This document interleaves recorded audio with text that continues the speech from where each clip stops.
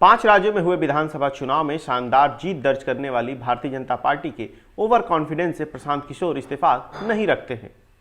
प्रधानमंत्री नरेंद्र मोदी के 2024 लोकसभा चुनाव को लेकर दिए गए बयान पर चुटकी लेते हुए पीके ने कहा कि कोई जरूरी नहीं कि आप लीग मैच जीत गए हैं तो फाइनल भी जीत जाएंगे। नमस्कार, मैं हूं नीतीश पांडे और आप देख रहे हैं लाइव।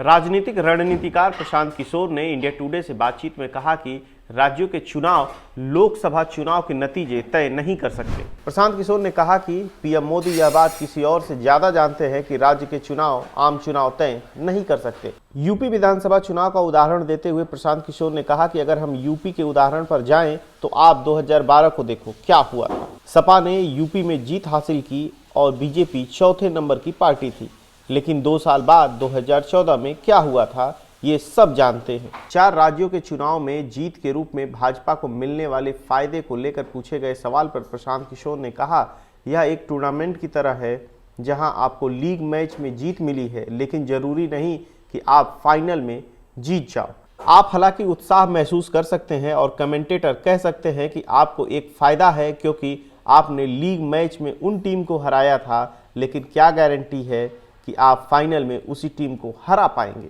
प्रशांत किशोर ने इससे पहले 11 मार्च को ट्वीट करते हुए लिखा था, भारत के लिए लड़ाई 2024 में लड़ी जाएगी और तय की जाएगी। किसी भी राज्य में चुनावी जीत इसे तय नहीं करेंगे।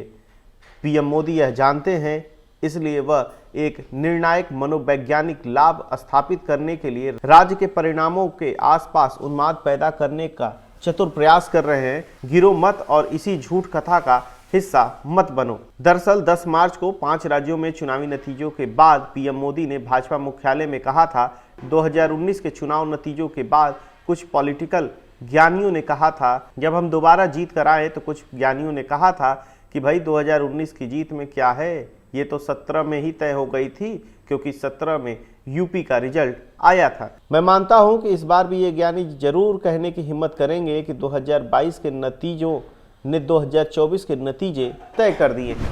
इसके बाद प्रशांत किशोर ने भी पीएम मोदी के ट्वीट का पलटवार करते हुए ट्वीट किया था।